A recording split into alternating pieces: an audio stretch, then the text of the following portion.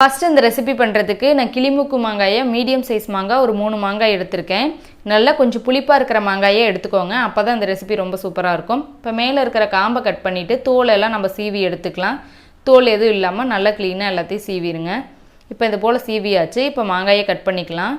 இந்த மாதிரி கட் பண்ணிவிட்டு நல்லா ஸ்லைஸாக அரிஞ்சிக்கலாம். நல்லா நீல வாக்கில் ரொம்ப மெல்லிஸாக வெட்டிடாதீங்க, அப்போ வந்து குழஞ்ச மாதிரி ஆயிரும். இந்த அளவுக்கு நல்லா வெட்டினா போதும். இது போல் எல்லா மாங்காயும் வெட்டியாச்சு. இப்போ வந்து ஸ்டவ் ஆன் பண்ணி ஒரு பேன் வச்சுட்டு இதில் வந்து இந்த மாங்காய் மூழ்கிற அளவுக்கு தண்ணி சேர்த்துக்கலாம். நீங்கள் எடுத்துக்கிற மாங்காய்க்கு தகுந்த மாதிரி நீங்கள் தண்ணி சேர்த்துக்கோங்க. இப்போ தண்ணி நல்லா கொதிக்கட்டும். நல்லா கொதிச்சதுக்கப்புறம் தான் இந்த மாங்காயை சேர்த்துக்கணும், ரொம்ப முக்கியமாக. இப்போ தண்ணி நல்லா கொதிக்க ஆரம்பிச்சிருச்சு. இப்போ நம்ம அரிஞ்சு வச்சுருக்கிற மாங்காய் எல்லாம் உள்ளே சேர்த்துட்டு நல்லா ஒரு நிமிஷத்துக்கு மட்டும் நம்ம வந்து இதில் வேக வச்சா போதும். ஏன்னா மாங்காய் சீக்கிரமாக வெந்துடும், ரொம்ப நேரம் ஆகாது. நல்ல ஒரு கொதி வந்ததுக்கப்புறம் இதை நம்ம வந்து வெளியில் எடுத்துடலாம். ஒரு 2 நிமிஷம் ஆயிருக்கு. அப்படியே எடுத்து வந்து அழுத்தி ஒரு ஸ்பூன் வச்சு அழுத்தி பார்த்திங்கன்னா லேசாக உள்ளே நல்லா போகும். அதுதான் கரெக்டான ஸ்டேஜு. இப்போ பாருங்கள், அழுத்துனா கொஞ்சம் உள்ளே போகுதில்ல, இந்த மாதிரி தான் இருக்கணும், ரொம்ப வெந்துடக்கூடாது. இப்போ இதெல்லாமே தனியாக எடுத்து வச்சிடலாம் ஒரு பிளேட்டில். இப்போ ஈரம் எதுவும் இல்லாமல் நல்லா வடித்ததுக்கப்புறம் இது கொஞ்சம் சூடு குறைஞ்சதுக்கப்புறம் இன்னொரு பவுலுக்கு மாற்றிக்கலாம்.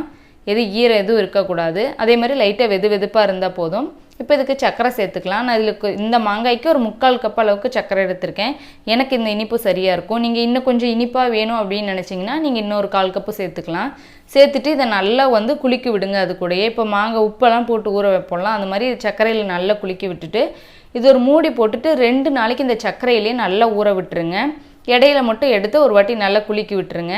நீங்கள் வேறு இது கூட எக்ஸ்ட்ரா எந்த தண்ணி எதுவுமே சேர்த்துக்கக்கூடாது. இந்த சர்க்கரையிலேயே நல்லா 2 நாளைக்கு ஊறி வரட்டும். பார்க்கலாம்.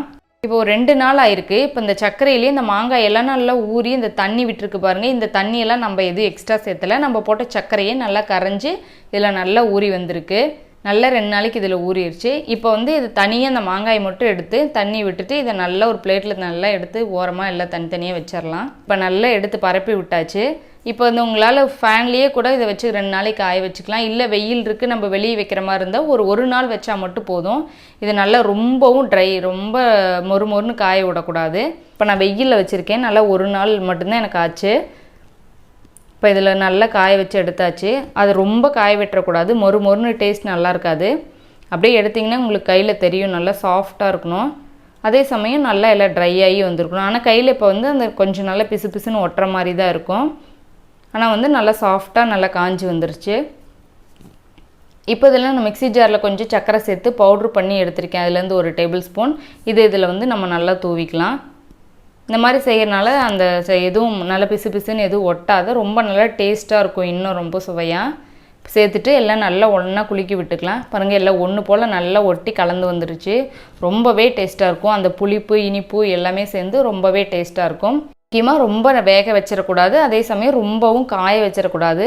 பாருங்கள், இந்த மாதிரி பிச்சா நல்லா சாஃப்டாக இருக்கணும். சாப்பிடவே ரொம்ப டேஸ்ட்டாக இருக்கும். அவ்வளோதாங்க, நம்ம சூப்பரான ஸ்வீட் மேங்கோ பார் ரெடி ஆயிடுச்சு. நீங்களும் இந்த ரெசிபியை ட்ரை பண்ணி பாருங்கள். உங்களுக்கு பிடிச்சிருந்துச்சுன்னா லைக் பண்ணுங்கள், உங்கள் ஃப்ரெண்ட்ஸ்க்கும் ஷேர் பண்ணுங்கள். நம்ம தெய்வாஸ் நலபாகம் சேனலுக்கு சப்ஸ்கிரைப் பண்ணுங்கள்.